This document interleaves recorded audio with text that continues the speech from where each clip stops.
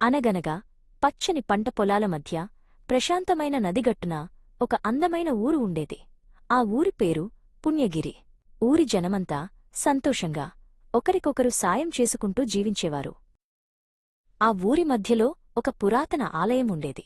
ప్రతిరోజూ ఉదయం సాయంత్రం గ్రామ ప్రజలు అక్కడ పూజలు జరిపేవారు. ఆ ఆలయంలో దైవభక్తి కలిగిన వృద్ధ పూజారి శంకరయ్య ఉండేవారు. అందరూ ఆయనను గౌరవించేవారు. కాని ఒక సంవత్సరం ఆకాశం పగిలినట్లుగా భయంకరంగా వర్షాలు కురిశాయి. నది పొంగి ఎరుగని ఉద్ధృతితో ఊళ్ళోకి ప్రవహించడం మొదలైంది. నీళ్లు వీధులన్నీ నింపుకుంటూ ఇళ్ల గడపలదాకా వచ్చేశాయి. ప్రాణభయంతో జనం తమ ఇళ్లను వదిలి ఎత్తైన ప్రదేశాలకు పయనమయ్యారు. వారిలో ఒక పెద్దమనిషి నరసింహ ఆలయం వైపు పరిగెత్తి శంకరయ్యను వేడుకున్నాడు.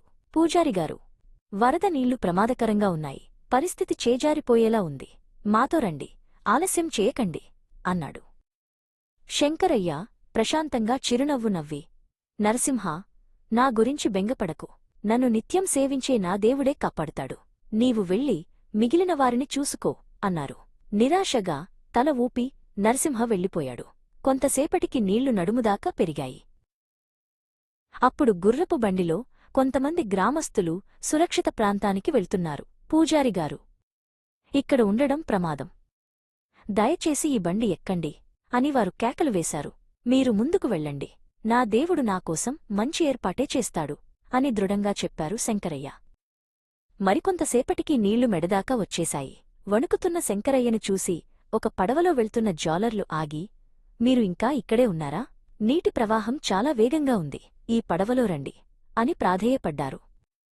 వెళ్ళండి, వెళ్ళండి, నా దేవుడే నన్ను కాపాడుతాడు అని మళ్లీ వారికి నమ్మకంగా చెప్పారు శంకరయ్య. క్షణాల్లో ఆలయం పూర్తిగా నీట మునిగింది. గత్యంతరం లేక ఆయన గుడి గోపురం పైకి ఎక్కి చలితో వణుకుతూ కూర్చున్నారు. ఓ దేవుడా, నా భక్తిలో లోపం ఏముంది? నన్ను కాపాడటానికి ఎందుకు రావడం లేదు అని ఫిర్యాదు చేశారు.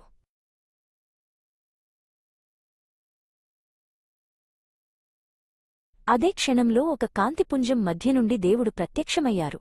ఓ అమాయకుడా, నీకు సహాయం చేయడానికి నేను మనిషిని, గుర్రపు బండిని, పడవను, ఇలా 3 సార్లు వేర్వేరు రూపాల్లో అవకాశాలను పంపాను.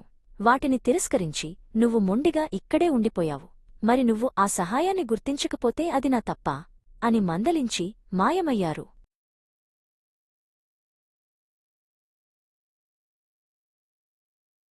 శంకరయ్యకు జ్ఞానోదయం అయింది. చేసిన పొరపాటుకు వెంటనే క్షమాపణ కోరారు. అప్పుడే దూరంగా మరొక పడవ కనిపించింది. అందులో ఉన్న రక్షకులు, పూజారిగారు, రండి, ఇక ఆలస్యం చేయకండి అన్నారు. ఈసారి శంకరయ్య ఒక్క మాట కూడా మాట్లాడకుండా పడవ ఎక్కి తన ప్రాణాలను కాపాడుకున్నారు. దేవుని సహాయం మనుషుల రూపంలో వస్తుందని తెలుసుకున్నారు.